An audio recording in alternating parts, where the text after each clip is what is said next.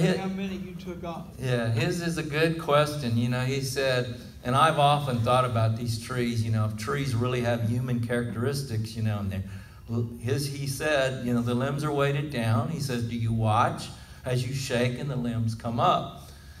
And that's a possibility. That's a possibility. I've often thought, do the trees just go, as you just do that, they just so relieved that the limbs come up. So that's a possibility. That is a possibility.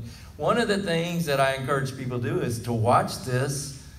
That's a good way to evaluate crop load as well. When these limbs come down, are they, that's a good way for you to tell what you have out there. Other questions? Yes, sir. I want to talk about pecan kernel. Okay. The eye of the pecan that you showed earlier had a little rot in the eye. Yes, sir. Okay, now does that make the whole pecan bad? And how about the steam bug? And is there a certain diameter or that the steam length or the width of the leaf to make the pecan bad? All right. All right. His question is the sprout. Let me go back to the sprout here. Let's find the sprout. So his question is, if you have this sprout in here, right here, does it make the entire pecan bad? And the answer is no. The answer is no. And a lot of times what they do, they will chop these. They chop them. And then there's an electric eye, there's a color eye that will sort them. And you run them along a line, and the big commercial showers will pop those out. When they're buying it, though, all bad. All bad. 100% deduction. Same is true with the stink bug. One little bot, 100% deduction. Not fair, but that's the way it works. Yes? And I was told by a processor, this is probably why I said that, I don't know, but they always told me that the flavor changed on those if it was the Victory or pre-German, and that it was bitter. And so, is that just not really true? No, her question's a good one. Carlene's question is, she's been told by the processors that it's bitter. Indeed, this part is bitter right here. That part right there is bitter.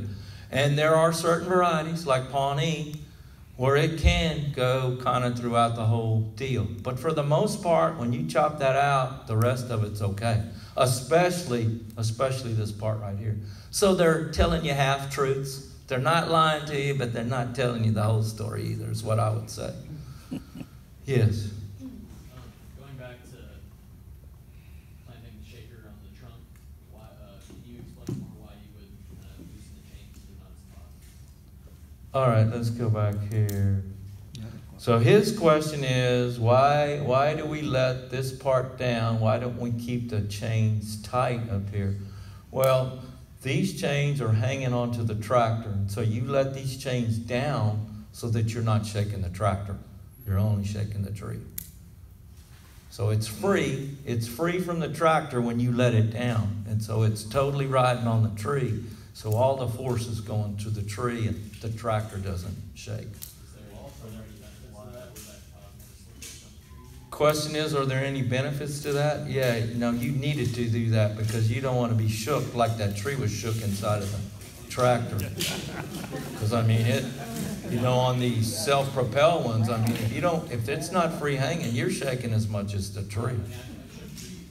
So no, but that's the main reason for doing it. No, typically no harm to the tree, other than I think you're going to get a better shake if it's all on the tree. All in the tree. Yes, sir. So I guess you have to start with a smaller shaker for a younger orchard. Good question. His question is, what size shaker? Like the shaker out that we looked at, it's a 48-inch shaker. And those little trees we walked through with the varieties, we cannot use it because it's too big. It just breaks the bark off. So yeah, smaller shaker for smaller trees. Indeed. Yes.